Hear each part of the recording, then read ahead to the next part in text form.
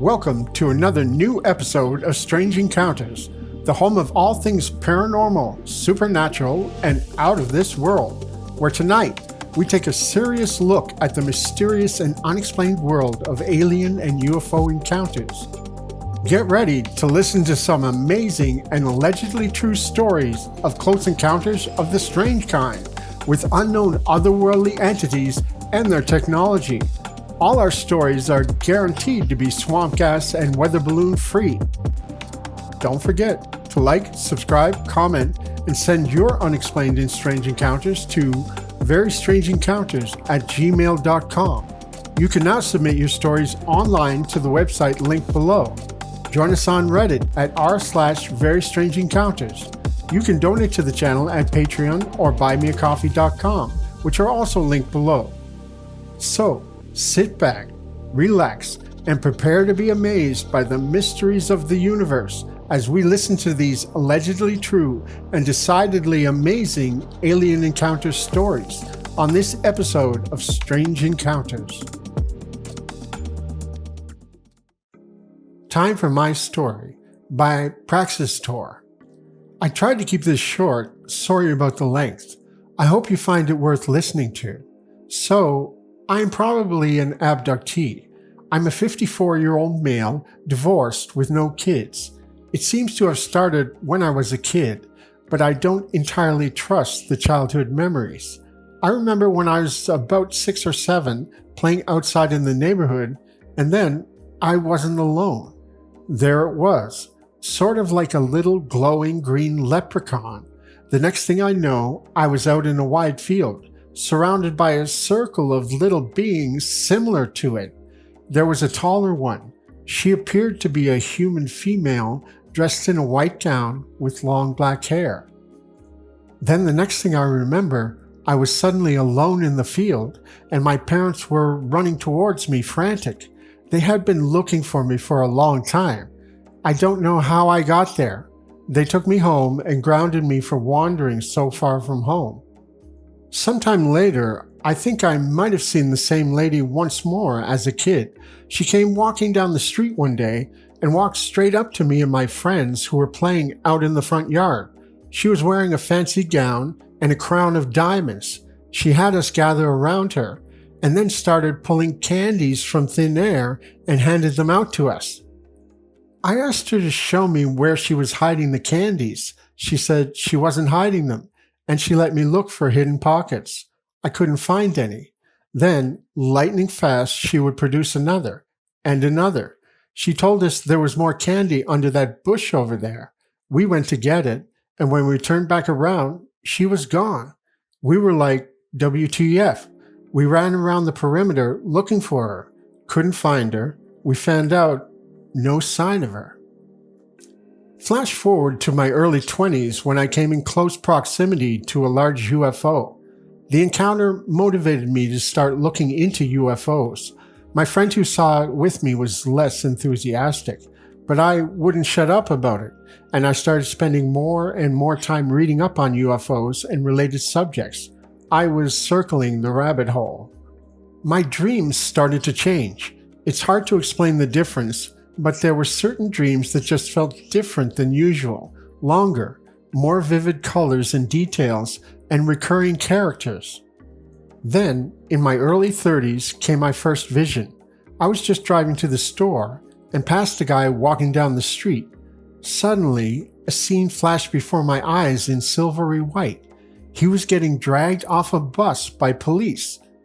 Then about 10 minutes later, I was driving home and saw some police cars up ahead. They were surrounding a bus. As I drove past, I looked in the bus and saw cops dragging that guy across the bus toward the exit. So then, with my mind blown, I realized that the high strangeness that I kept coming across in UFO literature was very possible. That means UFOs and parapsychology overlap. So I started looking into the parapsychology literature. It turns out there's a lot of it, and it's better than debunkers know. Then my dreams started to have a precognitive element. It was as if emotionally significant events rippled through time to the past, and my past self would pick up on the ripples and translate them into dream forms. Something was always lost in that translation, but there was enough to recognize the event when it happened.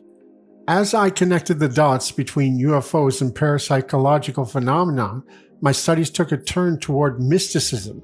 For the next several years, I studied comparative mythology, comparative religion, and comparative mysticism scholarship in light of UFOs and parapsychology. Generally, the scholars of those comparative fields are unable to connect the dots to UFOs and high strangeness because they just aren't familiar with those topics. Probably the stigma holds them back. I began to see that this inability to connect the dots was a very big oversight that holds humanity back. Of course, no one listens. Connecting those dots seemed to activate something. It felt as if I was in the rabbit hole now, no longer just circling it. My visions and dreams and synchronicity began to get more intense, and my mind was being constantly blown by things I learned from my studies and things I experienced. Then came the winter solstice lunar eclipse of 2010. My life hasn't been the same since. Something happened on that night that could be described in numerous ways. UFO abduction, near-death experience, mystical experience. Describing it is very difficult. 2 blue orbs took me out of myself, and I was in an ineffable death. The orbs were there, and as I gained lucidity, I could focus my mind on them. What I thought was 2 orbs each turned out to be a multitude of orbs in concentric circles. I could perceive the world and my connection to it, but it was small, like a dot that a thin cord connected me to. The orbs began to flash in brilliant, stunning patterns. Time got strange. I couldn't perceive it passing, and the patterns seemed to evolve in complexity forever. I could feel my mind expand, and the lucidity I felt was unlike anything I had imagined possible. Then they told me to look at my arm. I raised it, and I seemed to move in some sort of suspended animation. My arm was comprised of some sort of energy with lights in it. Then there was a distortion of some kind, and the next thing I knew, I was back in my body. But something got lost in translation, as if a part of me couldn't fit back into this tiny, cramped, limited body and brain. I was stunned and looked around. Everything looked strange. I could see a shadow being in the room. It tried to evade my gaze, but couldn't. Then it gave up trying and got in my face. I grinned at it and grabbed it. Then it disappeared. For weeks after that, things were strange. It was hard getting used to being in a body, in the world, and my wife was very concerned about me. I couldn't eat, I couldn't drive a car, and I couldn't work. It was as if I was drunk from an interdimensional wine. The universe felt strange, like a thin veil draped over my eyes. Sleep was hard. I would close my eyes, and then part of me would become aware of that ineffable place I was in, but part of me would be trying to just sleep. There were beings there that were aware of me too, and they would come near. Small excursions into that place filled my sleep. They would teach me things while I was in that altered state of consciousness, but here in a normal waking state, the things elude me, as if my brain is just too small. I perceived that something was inside my mind, like an inner light that was trying to shine. I began to feel a need to do something about it, but I didn't know what. Meanwhile, my life was in turmoil. My wife tried to understand what I was going through, but talking to her about it all seemed to make things worse. Then my dad died and left me some money, so I paid off our debts, gave some money to my wife, and then used the remaining money to fund a vision quest. I gradually got used to being in my body and felt that I could navigate through this world again. 4 months after the solstice, I hit the road. My departure planted seeds of resentment in my marriage that would grow into divorce years later, but I felt I had no choice. it was very difficult. Strange dreams and fleeting glimpses of UFOs went with me, but seemed to be one step ahead of me. I made my way across the country to sites that seemed to draw me to them. There were two noteworthy stops. The first was in the mountains of Colorado. The second was in an Arizona desert. In Colorado, I was drawn to the Great Sand Dunes campground and the nearby Sangre de Cristo mountain range. I would hike into the mountains during the day and return to my camp at night. I would find a nice spot off the trail for lunch and meditation, then start heading back. Then, after a few days, I had an experience at a lunch stop. During meditation, I saw a familiar figure glowing green. He told me I was in the right spot. He opened a doorway of sorts in the side of the mountain and beckoned me in. So, I went. I was immediately plunged into that ineffable space, and there were familiar beings there. The lady was glowing blue and approached me. She drew near and said, "Let go, my love," strong and clear in my head. I said I couldn't. I wasn't ready. Then she showed me a vision. I saw a great group of beings, all part of a great unified mind. It would reach into the world and bring people into it. Then it would grow. As it reached into people, they would be transformed so that they could eventually join the one mind. It was not always a pleasant process, and people would struggle, as I was. I panicked and I thrust some of my awareness back into my body. It was like having one foot in time and another in eternity. I started running, and from overhead I could look down and see myself running. I ran over a small cliff. I fell about 10 feet straight down and rolled down through some thorn bushes. When I came to a stop, I was torn, bleeding, and my ankle was swelling. I severely sprained it. Thorns pierced me from head to foot. I was hours from my campsite, and I was off the beaten path. I found a makeshift walking cane and hobbled down the mountain, struggling to shake off the daze. Eventually, I crawled into the ranger station. They gave me medical attention and drove me back to my campsite. I began breaking camp.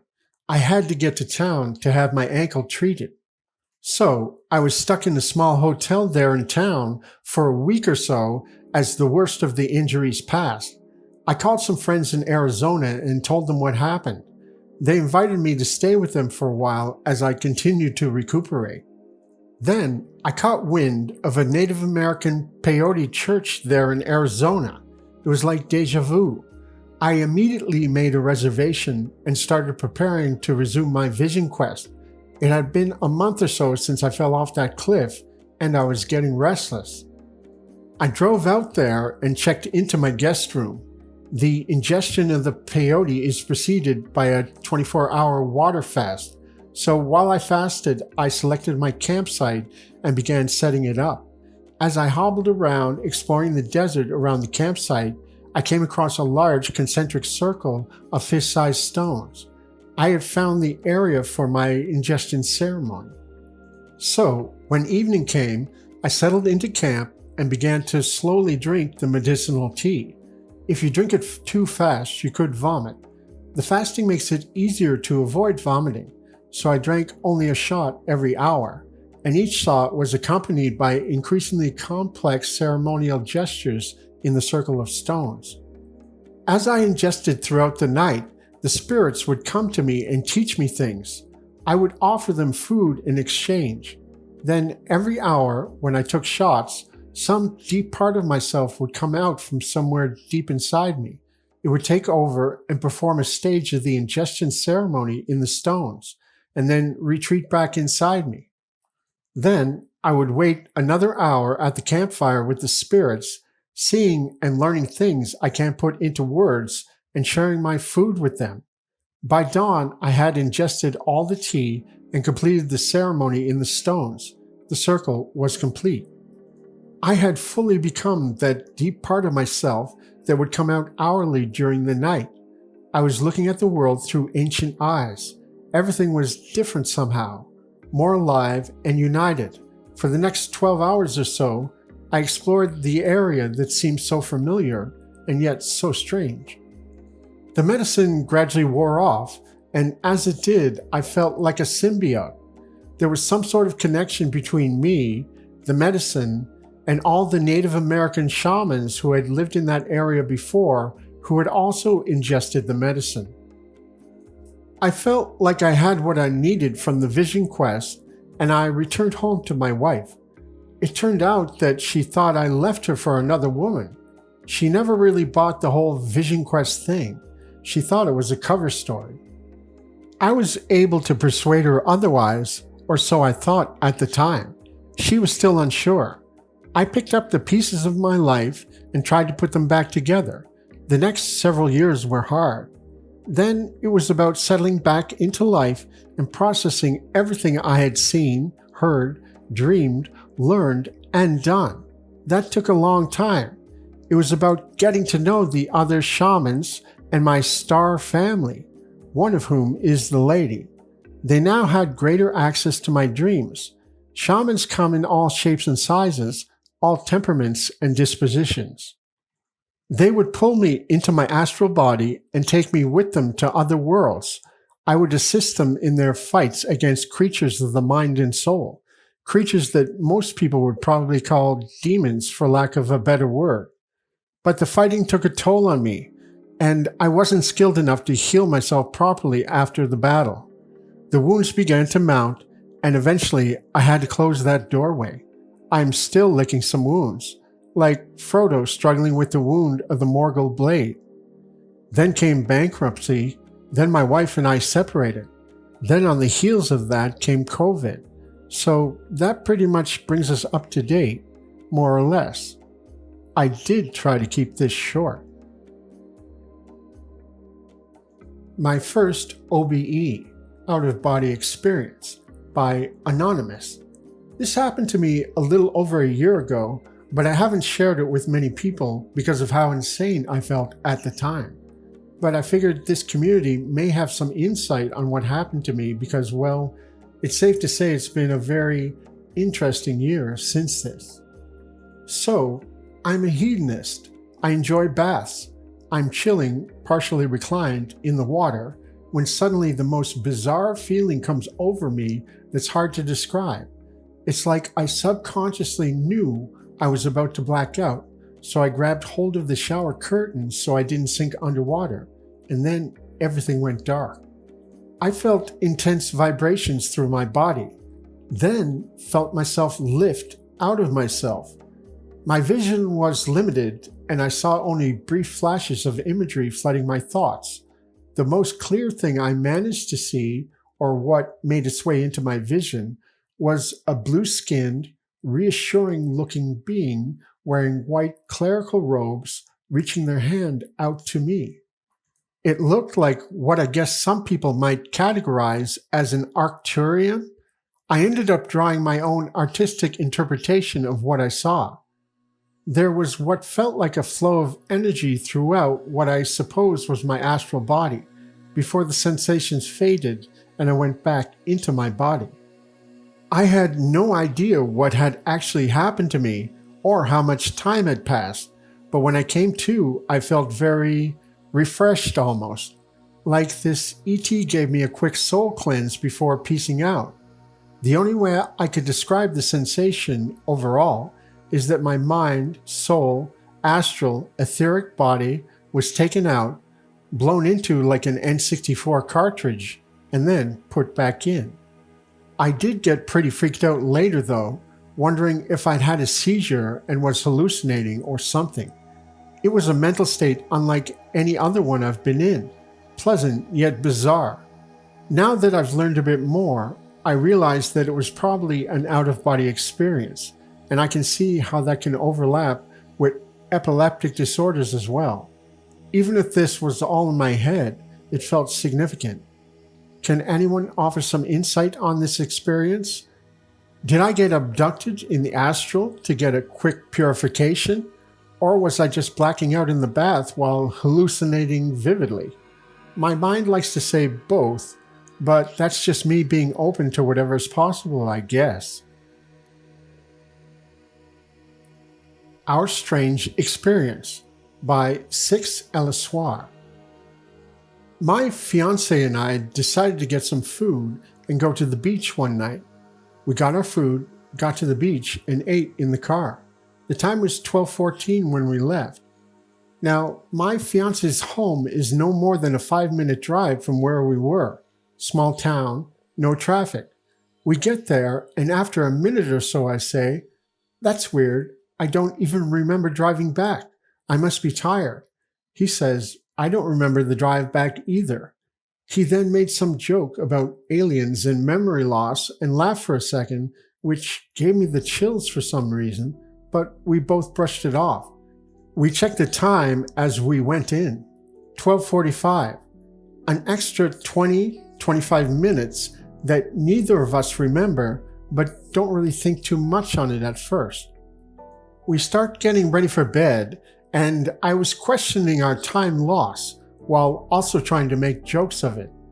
I'm on the bed. As he goes to turn out the light, there's a slight vibration in the house. Then the noise started. It was like a humming or ringing, unlike anything either of us have heard. It felt like it was coming from above us, but it was also surrounding us. It was like something was right above the house. It's hard to explain. We froze in fear as soon as we heard it. I called his name multiple times to come to me because I was terrified. He asked if I could hear it too. I said yes. It felt like forever, but probably lasted 30 seconds. I get chills when I think about the noise, that moment. My body was literally shaking in fear that night in bed. It's been 2 months, and it's something I can't stop thinking about. The following day, my fiance says he doesn't want to remember that night or even acknowledge it happened. He says he is scared and wants to pretend nothing happened. I am also terrified, but I wish I knew the truth about that night. Has anyone experienced something similar? I Saw Something in the Sky by Intelligent Cup 5304. My story goes back to 2014 or 2015, but is still extremely clear in my mind. I have never seen reports that dealt with the same kind of objects I observed. I was driving home and for no particular reason took a look at the sky. What I saw forced me to pull over and get out of my car. 2 objects. One seemed like a perfect metal sphere, the other one a gray disc. They were flying really low, hard to tell, but I'd guess 100 meters or so, and slowly. I had plenty of time to watch. They kept a few meters apart from each other, very precisely, traveling at the exact same speed. I actually thought it could be one single object with an invisible beam connecting its 2 parts. The sphere didn't appear to be rotating, but the disc was clearly wobbling. Also, it didn't look like your classic flying saucer. It was flatter and without any dome in the middle. The feeling wasn't one of potential harm. In fact, they seemed pretty neutral, but I had a strong sense of extraterrestrialness. It was just surreal. I'm an aerospace engineer and 100% positive that those things cannot fly with the propulsion systems we know, not with those shapes, not at that speed. They didn't seem to be ejecting anything either. While recalling this encounter, I have goosebumps and tears from my eyes years later. Sounds like a lazy excuse, but I was so shocked that I didn't even think of filming or taking pictures with my phone. I am somewhat grateful I got to witness something that extraordinary, but I would really, really like to know what those things were. Adirondack Experience by Jake from MySpace. I'm not telling you I saw or was visited by aliens. You'll have to draw your own conclusions, but this will always stick with me. For background, I own a Skywatcher Esprit telescope, very high-end for the average person, but astronomy holds a special place in my heart. And about 6 years ago in the fall, I bought it on an extended stay in the Adirondacks. One night, I had it hooked up to a monitor as I like making long exposure time lapses of constellations. While I was setting up, I noticed on my monitor what I thought was a satellite, light fluttering, moving fast as heck, too high to be a plane. I then was manually tracking it on the telescope, trying to get a better look at it and more in focus, until I noticed the light on it shut off and it stopped moving entirely. With the light now off, it looked like a piece of glistening metal rice, simply hovering in the same position in the night sky. It then dropped like it was falling out of the sky until it was out of focus or view. I was absolutely enamored and kept looking for it for the next hour or so before packing it in. At a loss, I left my telescope and monitor on the covered porch. It's more like a sunroom. I can close the shutters on it to protect my equipment. That night, though, I could not shake the feeling of being watched in my cabin. I even closed the curtains from paranoia. Around midnight, I awoke to what seemed like an absolutely torrential wind lasting about 5 to 6 seconds. I panicked thinking about my equipment and ran outside, only to see it exactly where it was, intact and all. I soon noticed after my panic something was very off though. All of the dried leaves and brush around the dirt driveway and near the porch was entirely cleared out, as if someone took a leaf blower to the dirt driveway and front yard area. Even dirt from my driveway wound up in the yard. All of the other brush and dead leaves surrounding my cabin were untouched and undisturbed.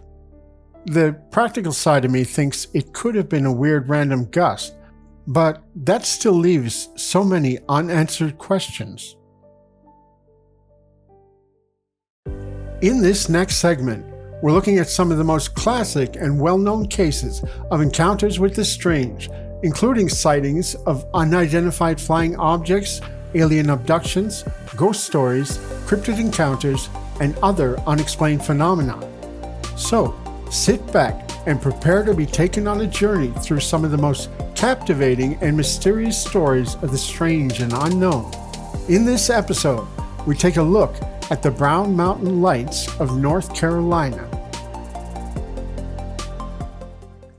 Famous encounters, the Brown Mountain Lights.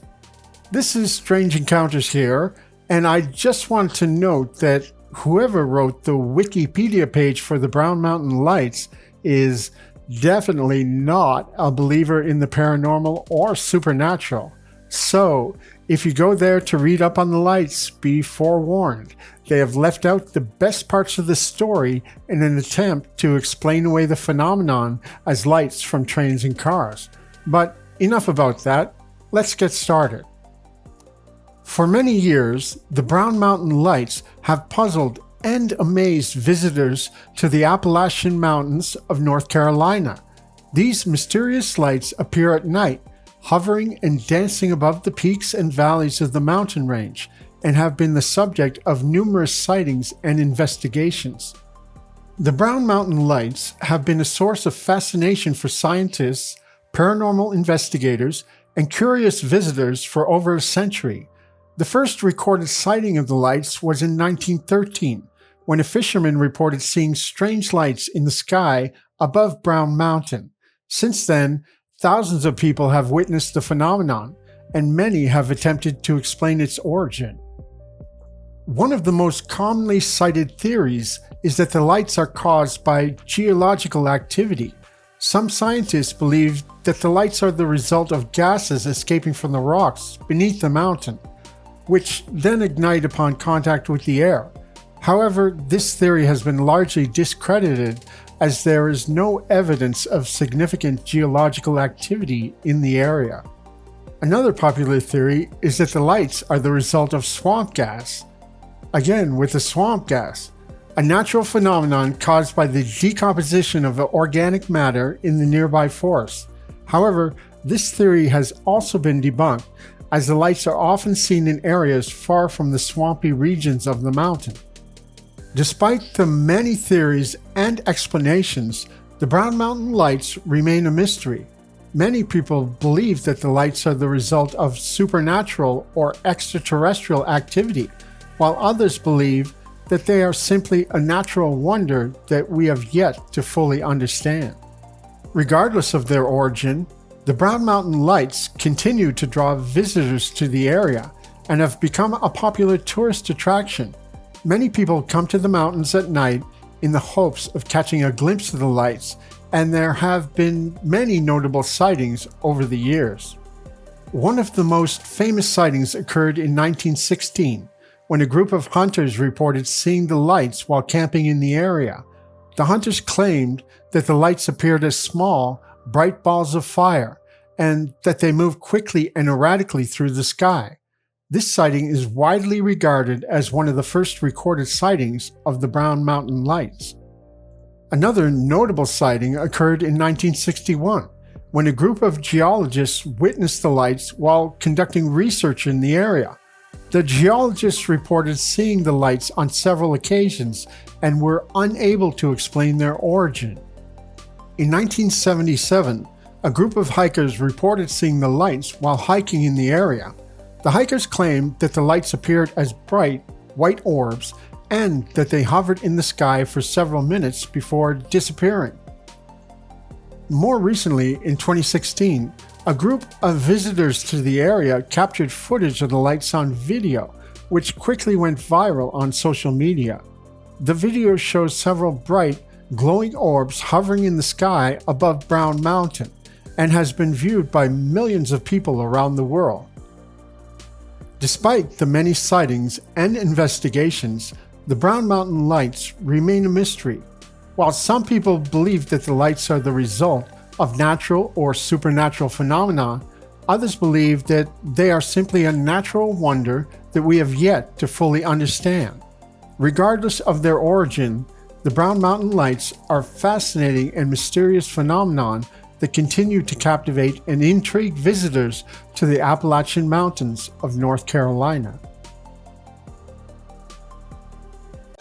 Thanks for watching another episode of Strange Encounters. We'd like to thank everyone for their support, and we hope that you've all enjoyed listening to our stories. The channel continues to grow, and we appreciate all of you for being a part of it. So thanks again.